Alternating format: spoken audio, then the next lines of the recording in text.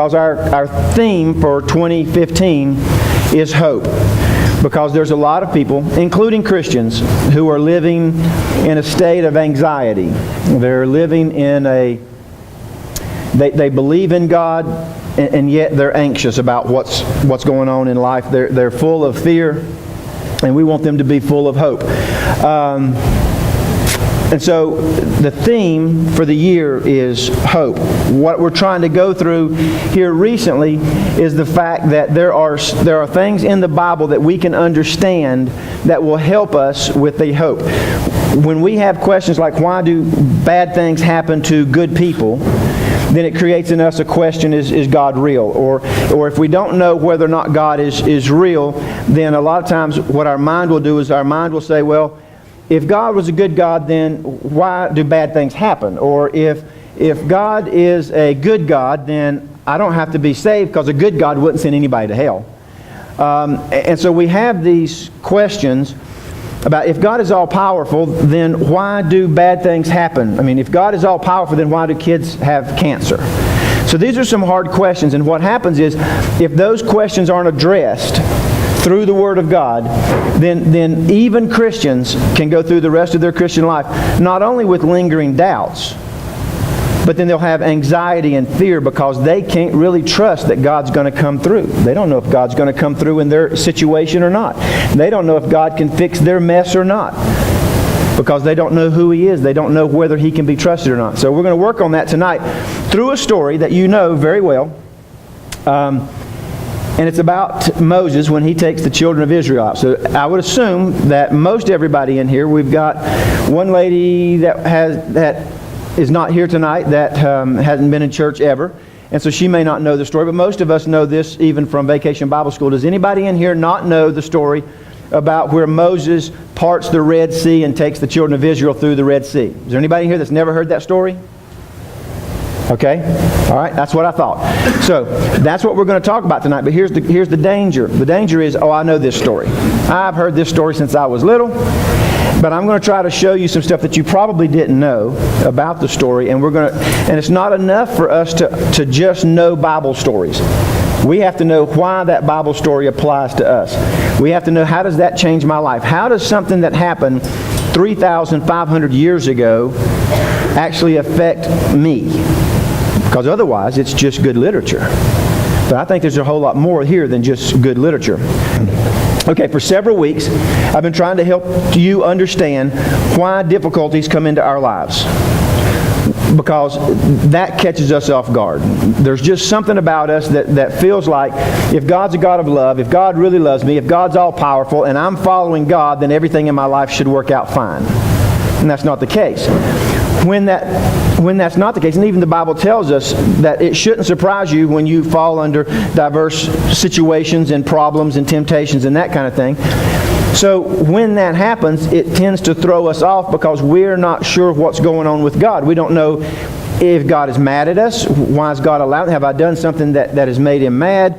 Am I not living right? Did I miss His will? Did I forget to pray about this? And so there's a lot of confusion in Christians' lives when these kinds of things happen, when bad things happen. So if you'll go back, and I don't have time to recap, but for the sake of time tonight, but on January the 17th, we talked about Abraham and Sarah, and we talked about how God's timing is different than ours. It's not that He didn't hear Abraham's prayer, or Abram's prayer. It was later Abraham. It's the fact that God's timing was different. And we talked about the fact that the last thing you want to do is to have an Ishmael. Then on January the 24th, we studied how Jesus intentionally delayed going to see His great friend Lazarus for 4 days to make sure that he was dead and buried. And then we talked about why it was 4 days. So you can go watch that online. But there was a purpose behind that. And they got their prayers answered, and Lazarus was raised from the dead. But there was a whole lot more to it than just God give me what I want. God had a purpose behind the delay. January the 31st, we talked about the privilege of choice. And we talked about how God has given us the privilege of choice, how we have a free will, and God will not override the free will, because that is one of the greatest gifts that He's given us. And so there's a lot of things that happen to us that are because of either our free will, because we have made bad decisions and we're reaping the consequences, or because we've done nothing wrong, we're innocent bystanders, but somebody else is using their free will to drink and drive or rob a bank, and we just happen to be caught in the crossfire. Okay? So those are already three of the lessons that we've learned leading into tonight. So tonight we're going to talk about the time that God answered the prayers of His people, and He gave them more than they actually asked for, but He did it in a way that wasn't what they were looking for. Okay, so they panicked, which is where a lot of Christians are today. We panic. So I'm going to have to set the stage for you a little bit. We're going to be talking about Moses. Now Moses grew up in Egypt. His name in Egypt was Sinmut. Don't have time to go into all of that, but he was actually over a garrison in Egypt. He was a general for them, if you will. He led them when they were losing in battles. They elected him, and he went out and re-won all the territory back. We know all of this from history, not necessarily from the Bible, but it's all in Egyptian history. A lot of what we're going to talk about tonight is from archaeological finds. I won't have to say that word too many times tonight, I hope. But at the point where we're going to pick up the story, Moses is going to be 80 years old. And Aaron, who is going to speak for him because Moses evidently stuttered or something to that effect, or he was nervous and had a hard time speaking, and so he was trying to get out of God making him lead the children out. So he said, well, I can't speak good in front of people, and God got mad and said, fine, I'll send your cousin Aaron to help you out. So Moses is 80, Aaron's 83. We know that from Exodus chapter 7, verse 7. Now, I'll probably cover this some other time. I don't have it tonight. And so this is really not one of your governing theological principles for tonight. But it's worth mentioning. Moses is 80 years old. David, when he was chosen by God to lead his people, was a teenager in the field, keeping sheep, because he was the youngest of his brothers. So insignificant that he wasn't even invited to the supper with the prophet. So you can never be too young or too old to serve God. And as we're going through this study tonight, you need to understand, because we look at Moses as a patriarch, some giant of the faith, some man who was far beyond what we are, because we're just mere mortals. But this was Moses. He was like a hugely godly patriarch guy. So what happens to us is we say, well, I'm no Moses. I mean, what can I do? I'm insignificant. But I mean, I'm no David. And I'm no Deborah. Deborah lived in a time, she was one of the judges. She led Israel to their freedom as a woman in an age where women were considered useless and worthless, and they were bought and sold oftentimes through their families like slaves. And yet Deborah took the call because a man wouldn't. And God used her mightily. When God called Gideon to deliver his people, Gideon was hiding down in the wine press because he was afraid. So you don't have to be strong and courageous. You don't have to be of a certain age. You can't be too young. You can't be too old for God to use in a mighty way. The Bible shows us example after example of that. Okay, now let me set the stage for where we're at, because we've not gone through all of the other stuff that happened in Egypt. We hadn't gone through the plagues, but you guys know the story. Evidently everybody in here knows this story. Egypt, we're talking about the year 1446 BC. We know that year specifically, and it's not only biblical, but it's also archaeologically defined as exactly 1446 BC. Amenhotep III is in power. We are in the 18th dynasty of Egypt. Now, Amenhotep III was the Pharaoh. But now Pharaoh is a word that they used like we use president. Okay, so Amenhotep I was before Amenhotep II, which was before Amenhotep III, but they were all the pharaohs. Okay, so Pharaoh is the office, and Amenhotep III is the one who is in the office of the Pharaoh. Now what you have to understand about the pharaohs, and it will shed some light onto the 10 plagues that God sent onto Egypt when he was trying to get them to free his people, is the fact that pharaohs were considered deity. They thought that they were gods. Okay? They didn't think that they worshipped a god. They thought that they were a god. And they were worshipped as one of the gods. They had a bunch of different gods. And the Pharaoh was one of them. If you go back and you look at the 10 plagues, the majority of those 10 plagues actually attacked one of their gods. They had a god of flies. They had a god of frogs, believe it or not. They had a god of the Nile. They had a god of darkness. And so when God was doing these plagues on Egypt, what he was showing them was, I am more powerful than your frog god. I am more powerful than your Nile god. I am more powerful than any of the gods that you've got. I am Jehovah. So that just sheds a little bit of light. It was also a slap in the face to the Pharaoh, because the Pharaoh of all of the gods was supposed to be the strongest of the gods. So if you turn my Nile to blood, then I'm going to look to my Pharaoh, and he will turn it back to water, because he is more powerful than any of the other gods. But he couldn't.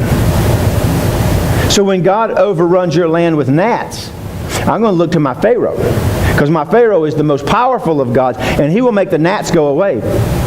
But he couldn't. And plague after plague after plague, the Pharaoh was proven to not be the powerful God that he was worshipped to be. And then we get to the 10th plague, the death angel. And the Pharaoh's own son is killed. And he couldn't stop it. And we're going to talk about who that son was, because you may not know. I didn't know. I've done a whole lot of studying on this. Until I did the study, I didn't know. But I want you to understand what's happening here in Egypt. Egypt is a disaster area. When the Nile was turned to blood, everything in the Nile died, because fish can't breathe blood. They can't swim in blood. Then the frogs came up. And then when the frogs were in everything, and they were coming out of the ovens, the Bible says, and they were in all the houses, and then they begged God, please just turn them off. God says, fine, and all the frogs died. But you know what? The frogs didn't go crawling back into the Nile. There were frogs everywhere. They were shoveling frogs like we've been shoveling slush and snow around here. The crops had been damaged by the hail.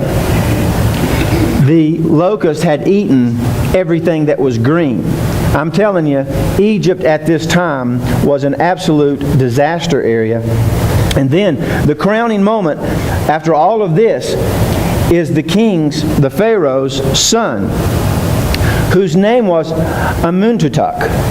Amuntutuk was Amun, which was the moon god. So he was not going to be Amunhotep the fourth. He was going to be, actually I guess he probably would have been Amuntutuk the fourth after his dad, but the way history is that never happened. But his name at this point is Amuntutunk. Okay, so Amun means the moon god.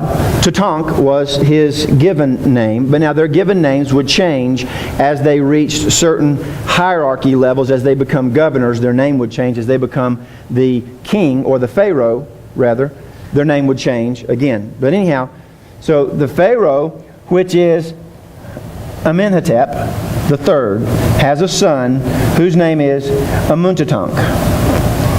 Amuntutunk died. That was his firstborn.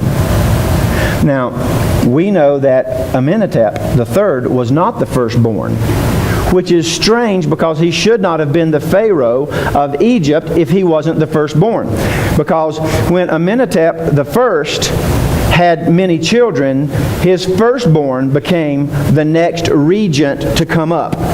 So Amenhotep the second was actually the firstborn of Amenhotep the first. But we know that Amenhotep the third was not the firstborn for two reasons. One, because he didn't die that night.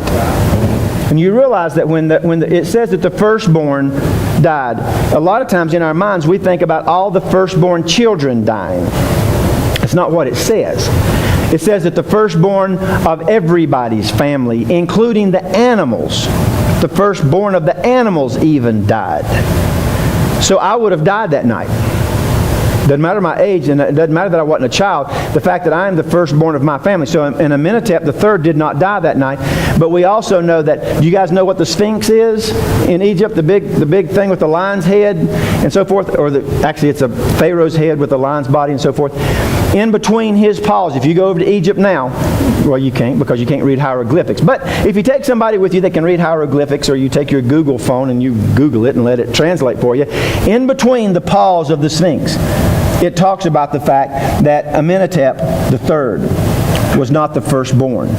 Matter of fact, the legend goes, that's written inside between the arms of the Sphinx, is that Amenhotep, although you are not the firstborn of your family, if you will uncover me from the sand, I will grant you the power of the pharaohs.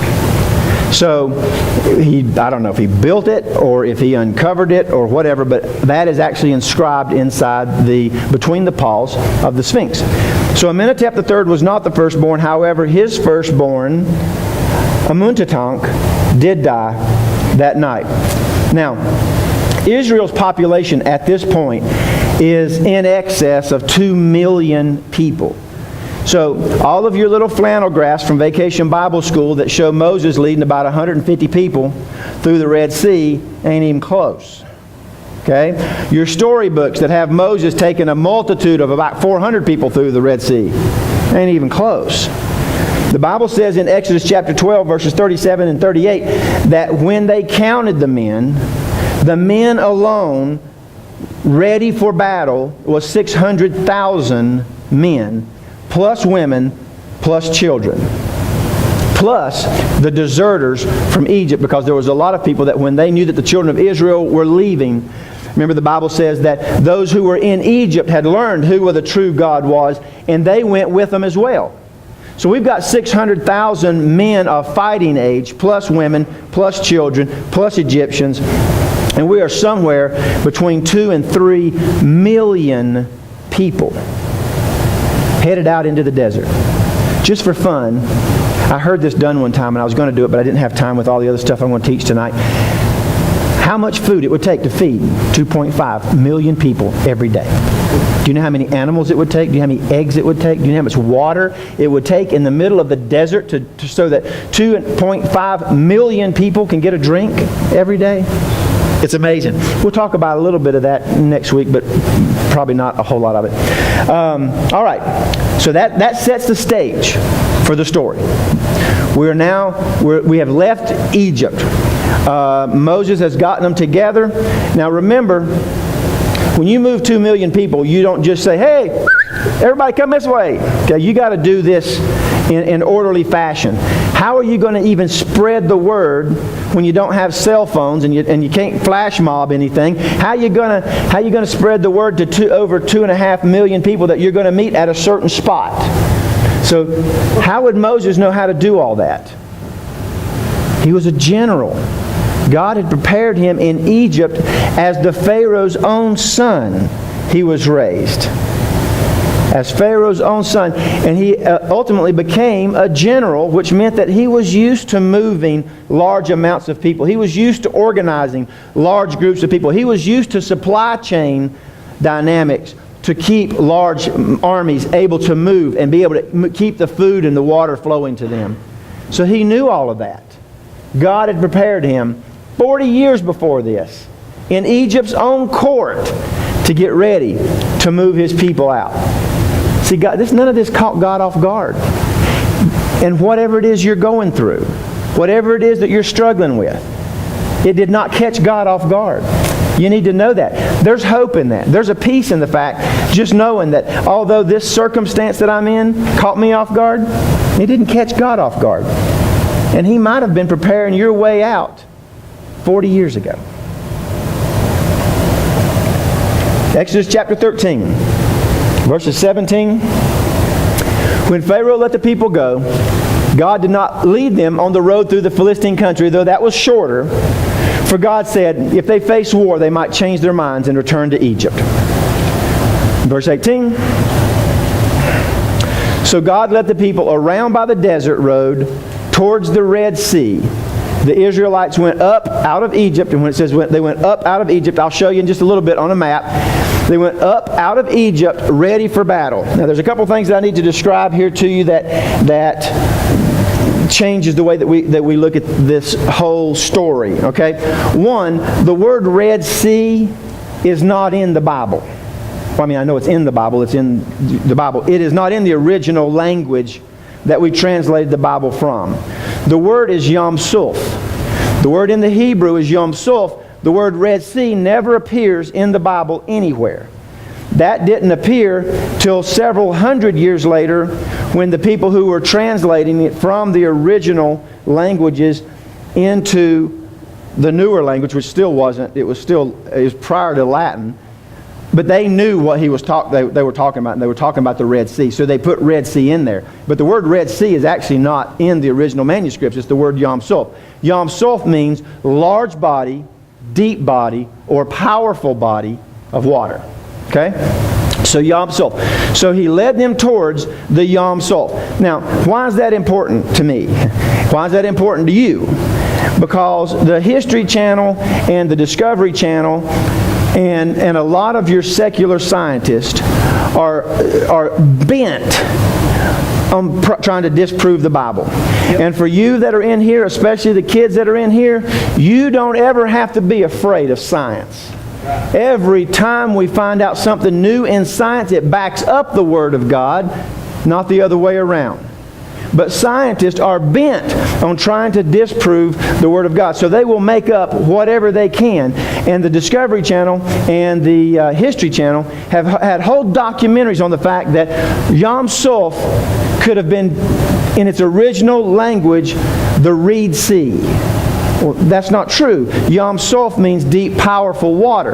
But the word that was translated from Yam Suf into Red Sea, that word could have been Reed Sea if they had one little extra hyphen or whatever. And they said, well, it just got left off. It was the Reed Sea.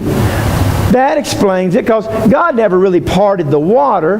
The Israelites, which we know from history actually happened. We know that there was a huge exodus. We know that there was all of these plagues that decimated Egypt. But God didn't really part waters. I mean, you know, there's just like they went through the Reed Sea. Now, above the Red Sea, above the Gulf of Aqaba, there's a place called the Reed Sea. Okay? So they just kind of put on their rubber boots and they waded through the Reed Sea. Okay? Because they will say anything to try to keep us from believing the Bible. Now, why is that? I mean, if they're scientists and they're supposed to be looking for truth, then why would they work so hard to try to disprove the Bible? And I'll tell you why. It's the same reason people believe in evolution. It's not because you've got more facts to substantiate evolution than you do creationism. It's the fact that if you believe in creationism, then you are responsible to the God who created it.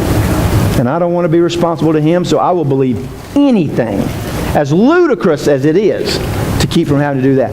Why would they work so hard to try to say that this was the Reed Sea, to try to discredit this story in the Bible?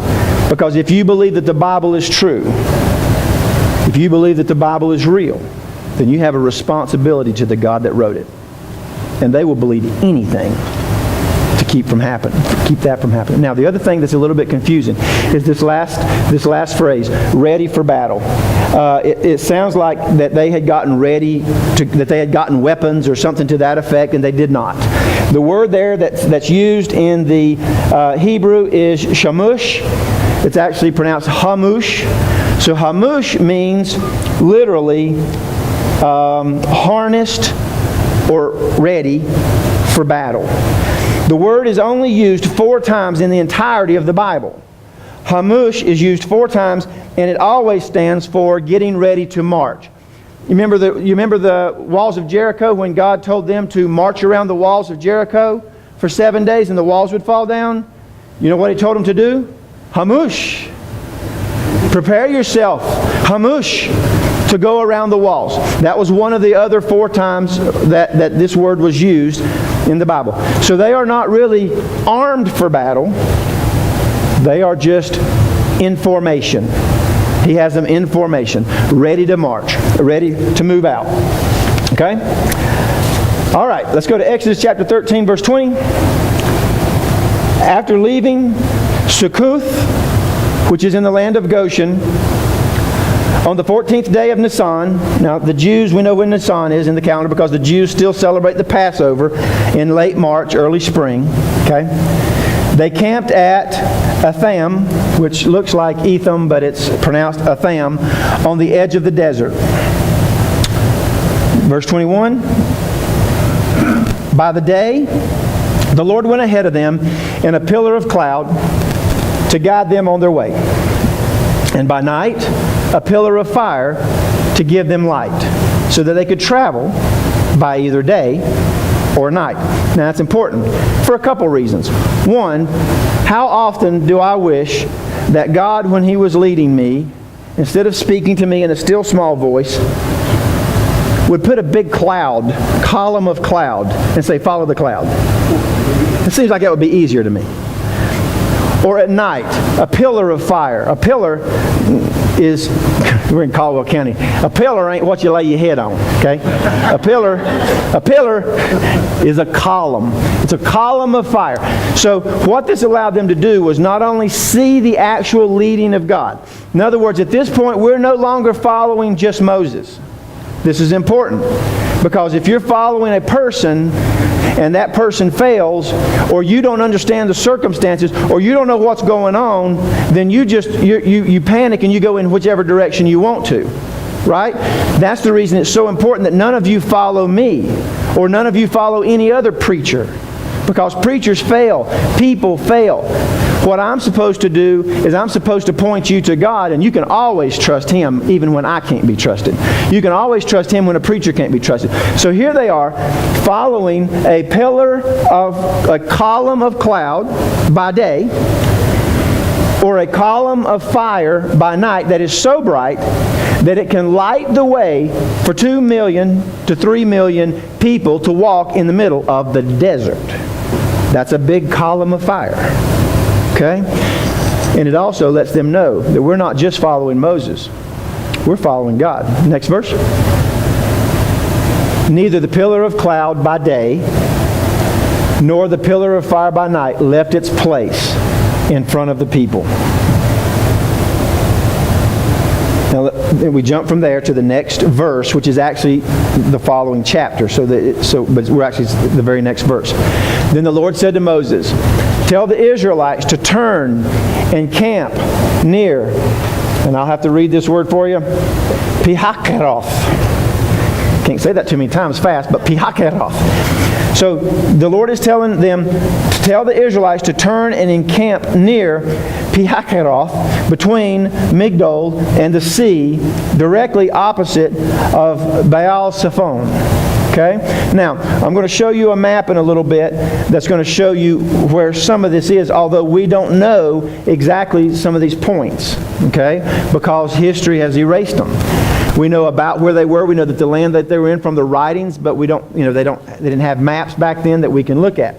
But we know that God is telling them specifically where to go. And some of these landmarks we actually know. We don't know where Migdol is, because Migdol means a garrison or a watchtower. Okay? So go to the watchtower. So if God's saying go to the watchtower and hang a left, then that's fine, but the watchtower's not there anymore. Okay? So now I want you to see this part. Go ahead and throw up the map. Okay? Now this is an actual map from a satellite. It's actually a heat map. That's the reason that the colors are all funky. And don't really pay a whole lot of attention to the arrows, because they're not actually accurate. The land of Goshen is where the children of Israel were at. Okay? The Bible says that they were out of Egypt in 24 hours, in a day.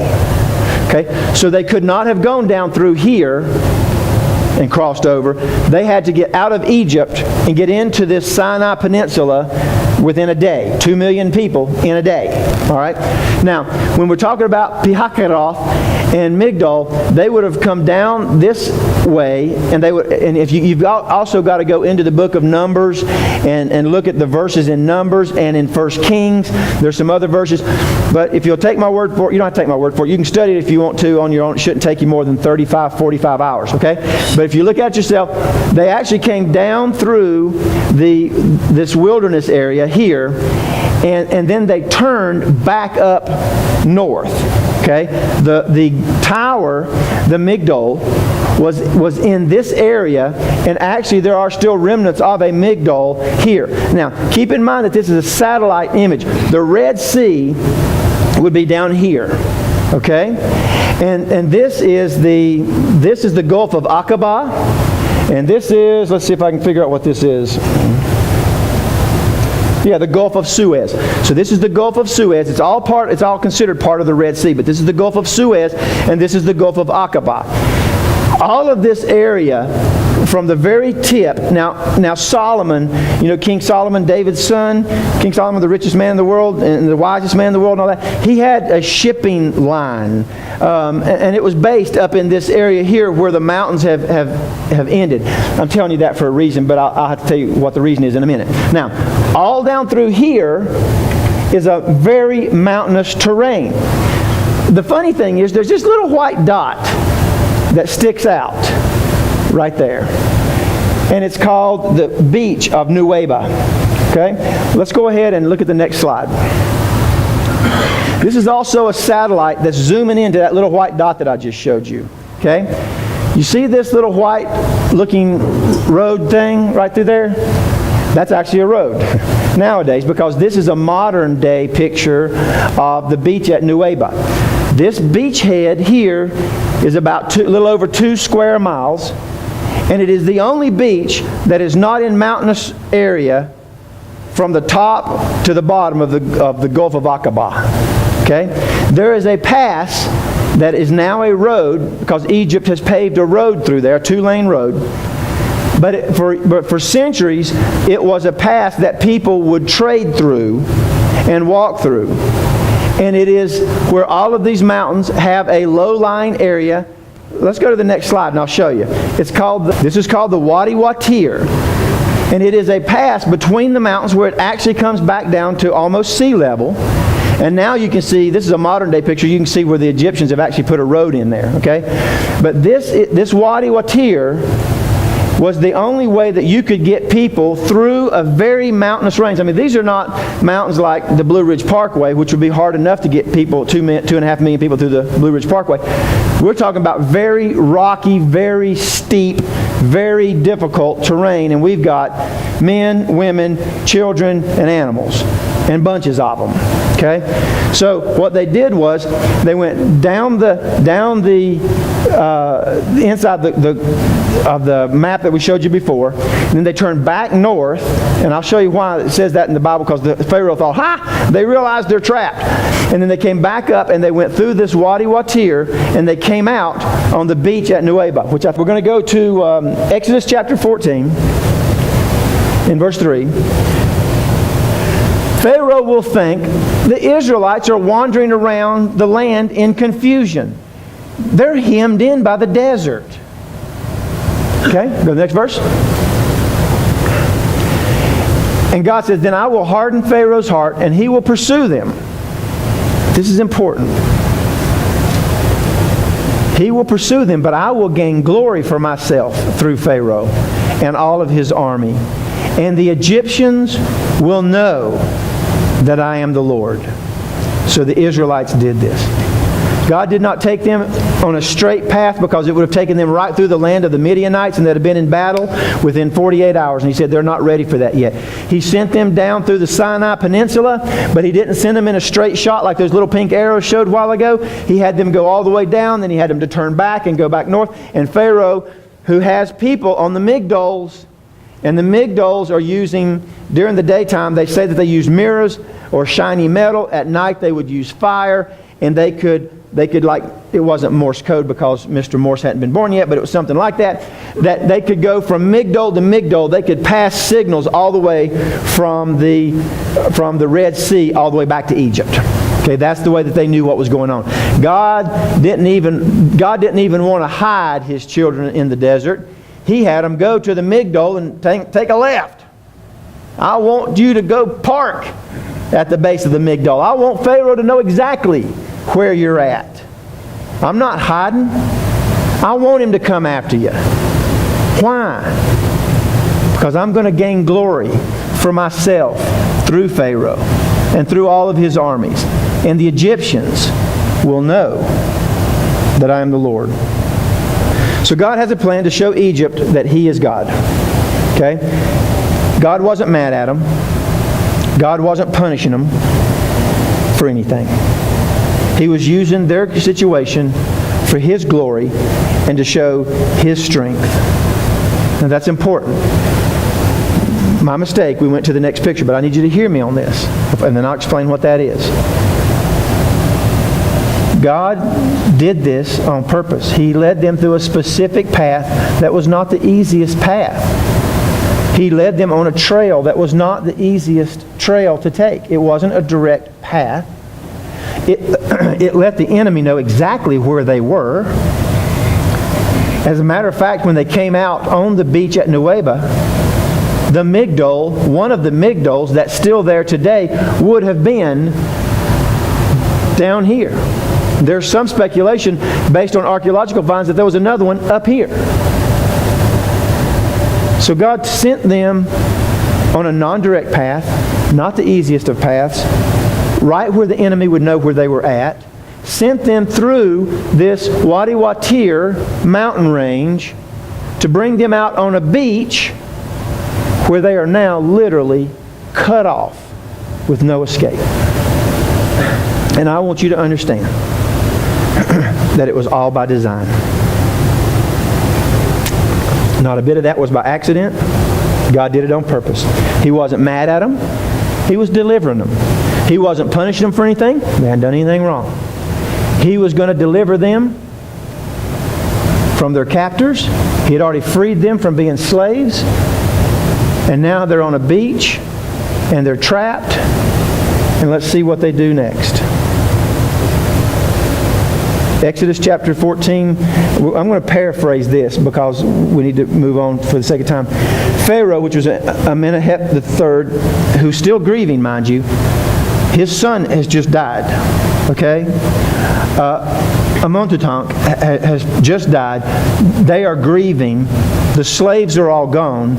Building has come to a standstill. The country is decimated. Everybody's in mourning. And now the Pharaoh changes his mind and says, what have I done? We've got to go get our slaves back. Just like God said that He was going to do. So then he begins to pursue the Israelites. And at some point, as they're on the beach, the Israelites realize that the Egyptians are coming. Okay? Now, this goes back to the thing that I said was important with the pillar of cloud and the pillar of fire. The Egyptian army had, at this point in time, we were talking about 18th century, in excess of 20,000 chariots, 600 of which were gold-plated. Okay, those were the ones that the king used. That's the ones they used for parades and processionals and to show off the king's money and all that stuff. 600 gold-plated or gold-gilded, what they call gilded chariots, 20,000 total. If Moses has got, we've got 2.5 million people with a bunch of little kids and goats trying to get through the same desert. So Pharaoh's going to take 2 or 3 days to decide, what have I done? And his grief is going to turn into anger, and his anger is going to turn into hatred, and he is going to pursue these slaves and take them back. Chariots can catch up pretty quick. So by God allowing them to walk day and night, they were able to get all the way to the beach at Nueva before the chariots could catch them.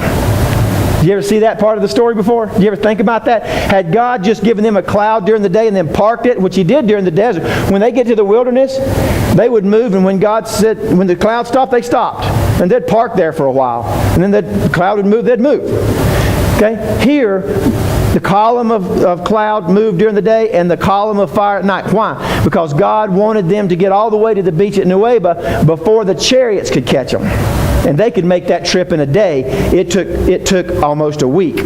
Excuse me, they could get there in 3 days, and it took almost 7 for the children of Israel to make the trip.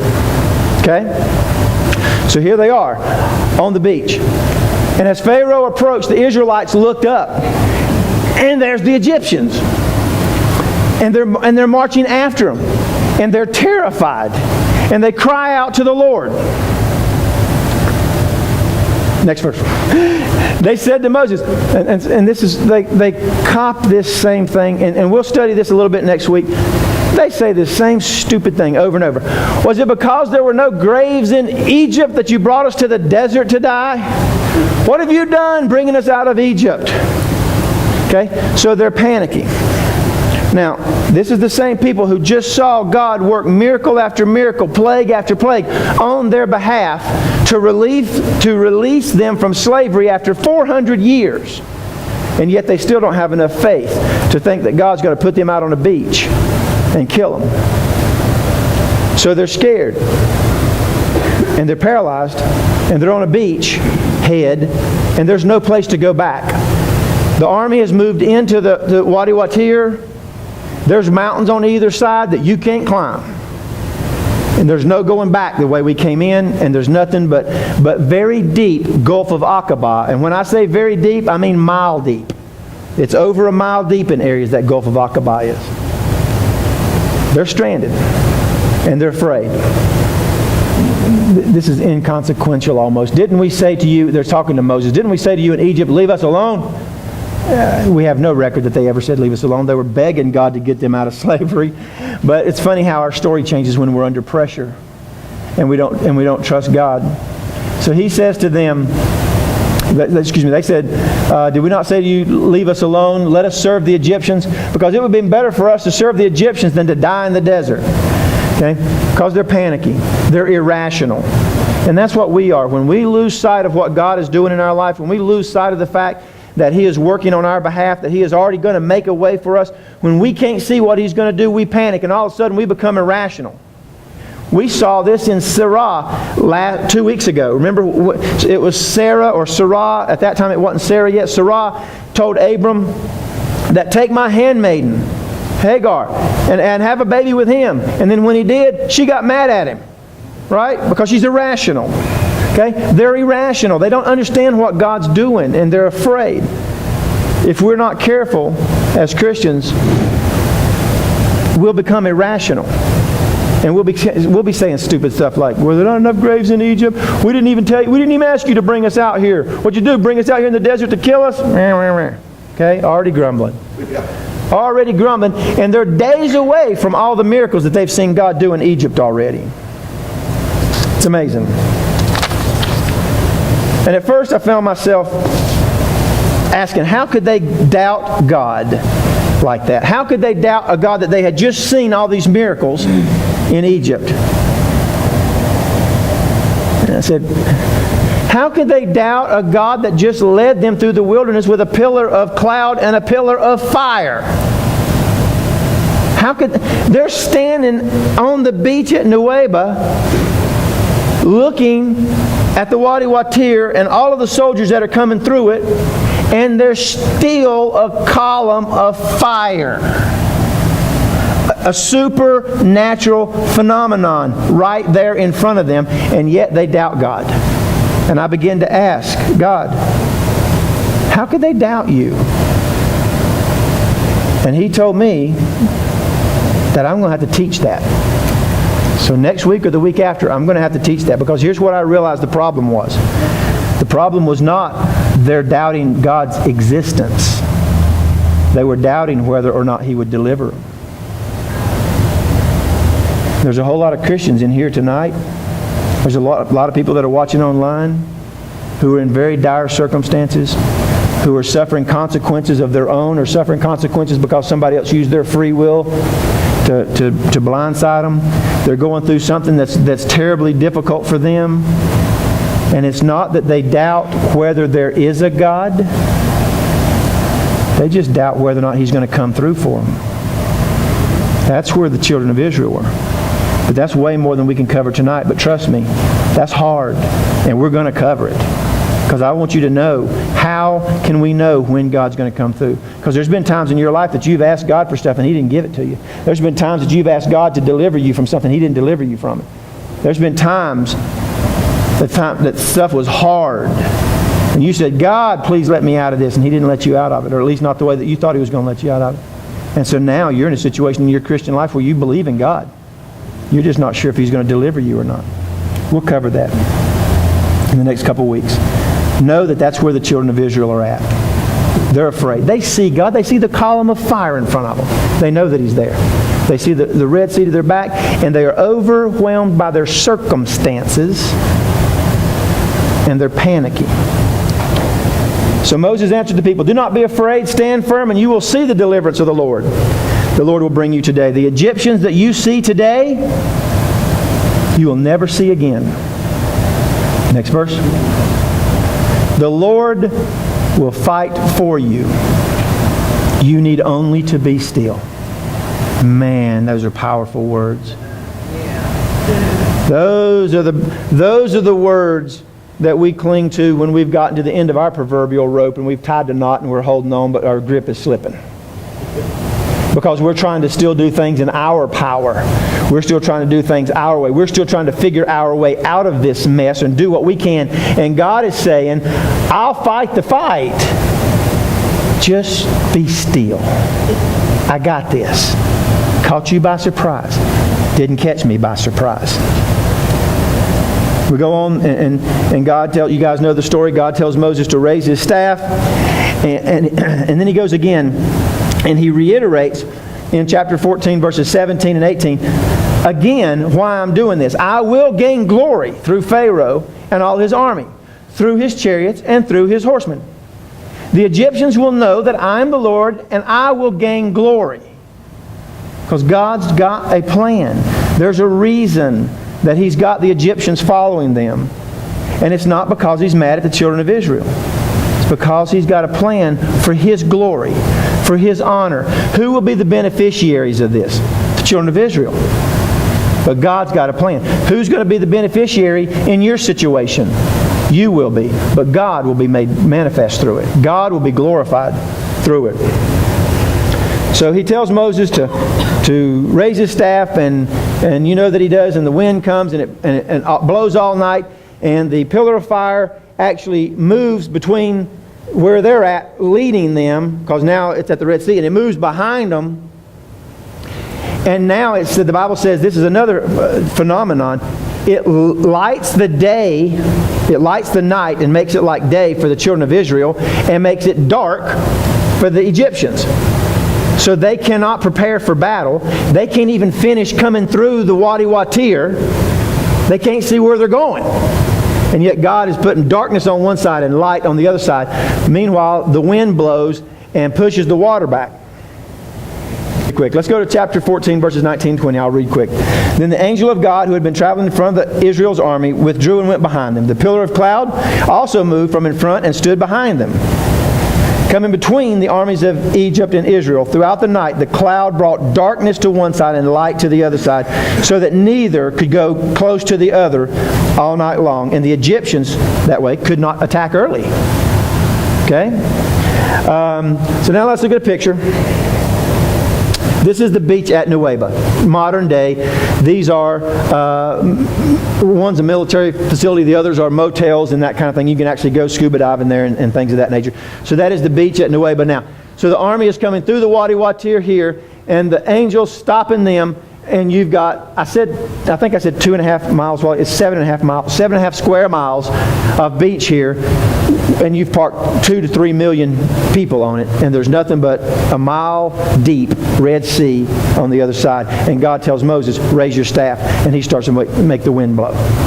And the water, this is the part that you guys know from Vacation Bible School, the water parts. But there's some stuff about this that I find that's very fascinating. Go to Exodus 14, verse 21.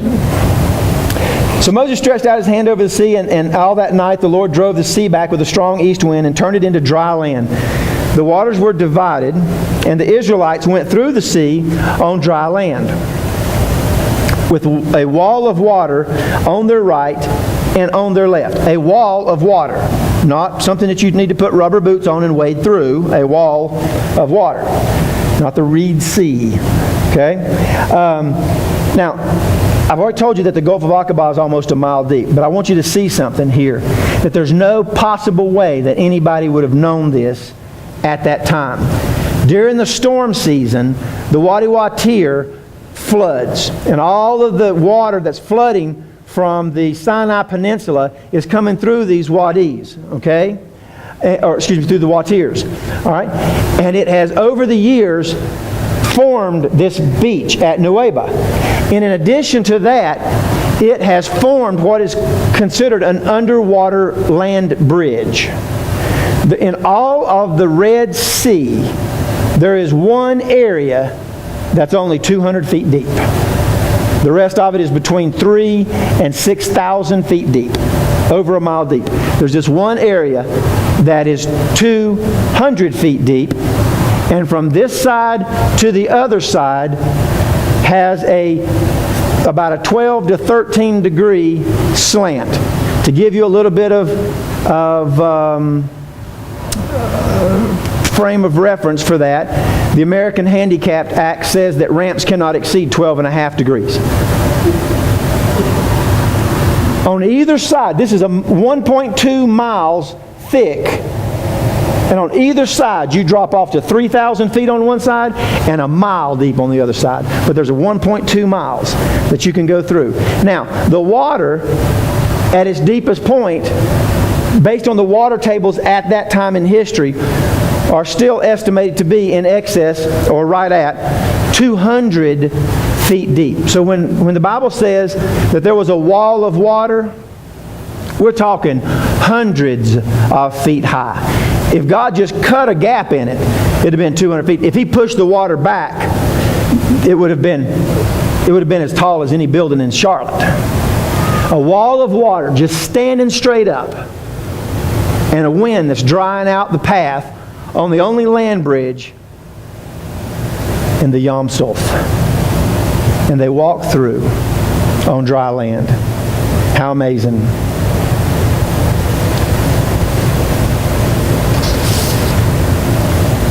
And then what happens?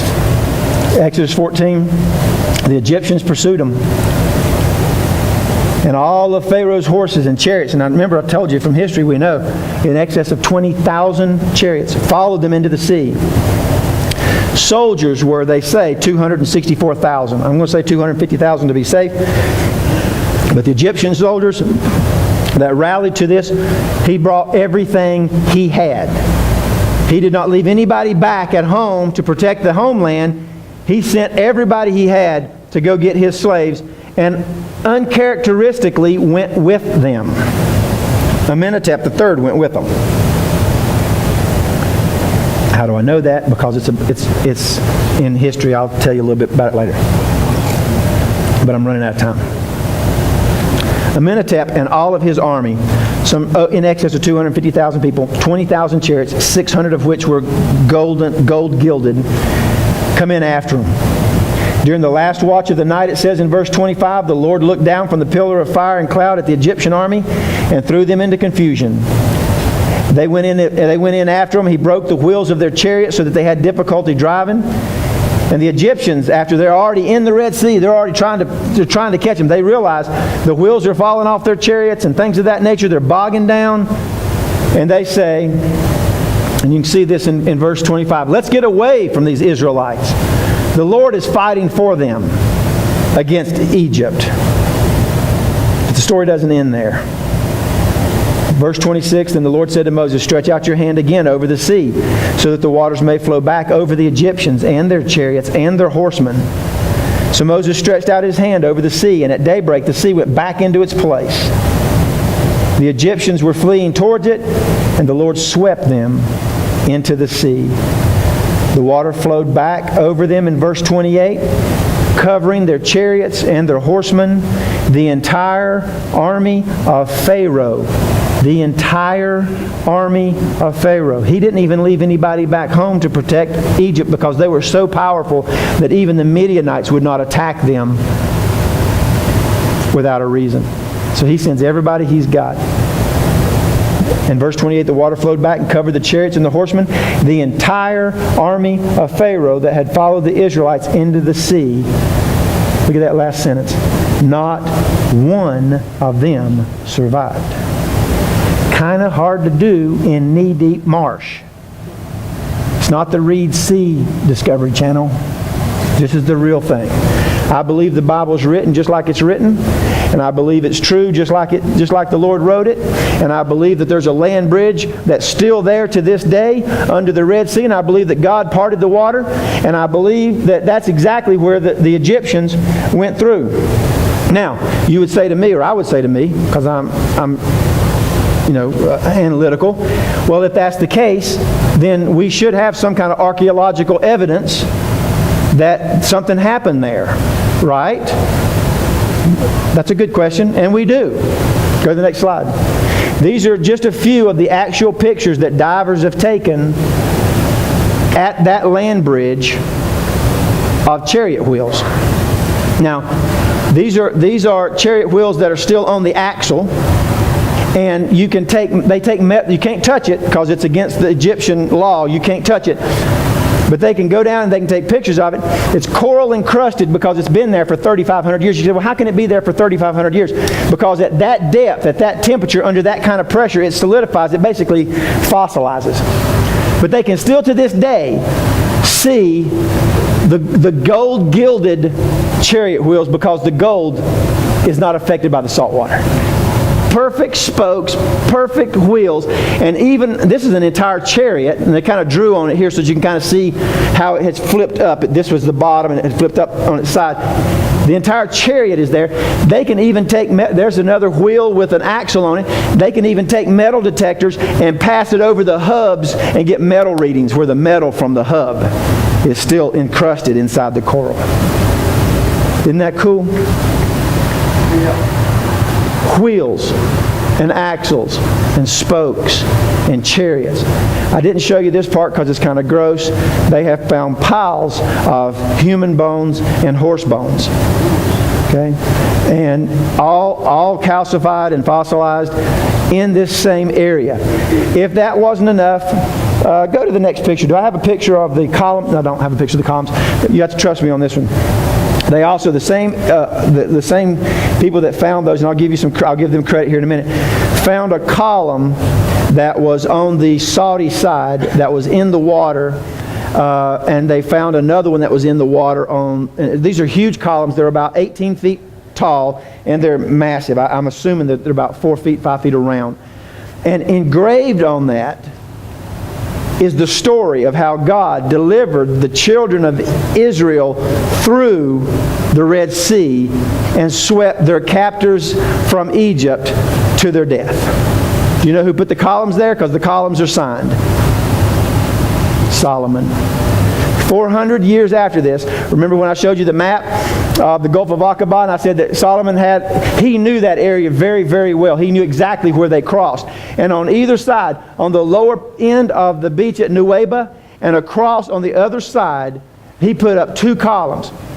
Now the problem is that when the archaeologists found them, they're not allowed to touch anything, so they were both in the water, but the one on the Saudi side was very easy to read. So they took a bunch of pictures. We've got pictures and all that, so they could read it. And so then they told the Arab nation that it was there, and then they went to the Israel side and they found another column with the exact same inscriptions as far as they can tell, but a lot of those inscriptions have been washed off by the sand and the beach, so it was not easy to read. Okay? When the Arabs heard that it had anything to do with Christianity, they destroyed the column. When the Israelite government found out that it had anything to do with God, they poured it in concrete and stood it up, and you can go visit it today. That's cool.